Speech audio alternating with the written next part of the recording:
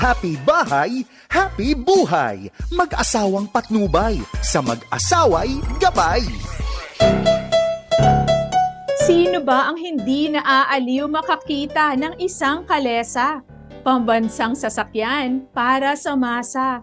Tunay ngang may pang-akit na taglay na tuwing ika'y sasakay, para kang dinuduyan sa hangin, paligid ay makulay sa paningin. Ilang daon-taon nang tumakbo sa kalsada, samot-saring kalakal ang naikarga.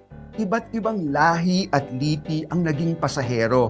Sinakay, pinaghele, ang lahat ng uri ng biyahero. At eto ngang si Mamang Kotsero, pati na ang kanyang kabayo ay saksi ng lahat ng pagbabago.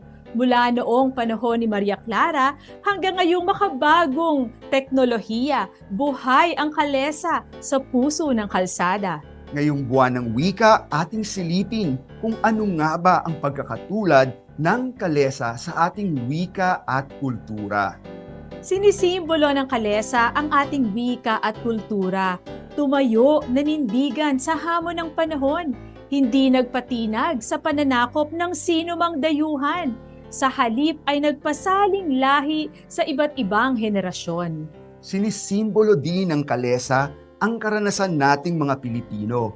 Binaybay nito ang lahat ng uri ng lansangan, sa lungsod man at maging sa nayon.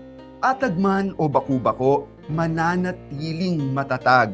Tulad nating mga Pilipino, mananatiling nakatayo sa gitna ng ating karanasan, mapait man o masaya. Sinisimbolo ng kalesa ang ating pantay-pantay na karapatan. Ito'y hindi lamang para sa mga ilustrado, ngunit maging para sa pangkaraniwang tao. Hanggang sa modernong panahon, pinagyayaman ng kalesa ang ating turismo. At tulad nga ng kwento ng isang makulay na kalesa, ang ating wika at kultura, kung paano sana nating iningatan upang magpasaling lahi ang kalesa sa kasaysayan, ay gayon din nating pagsunikapang ipasaling lahi ang ating wika at kultura sa susunod pang henerasyon. Lagi po nating tandaan na ang mag-asawang sabay manalangin. Na pagtatagumpayan lahat ng suliranin. Ako po si Bong Pineda. At ako naman po si Claire para sa Happy Bahay. Happy buhay! Happy bahay, happy buhay. Mag-asawang patnubay, sa mag-asaway gabay.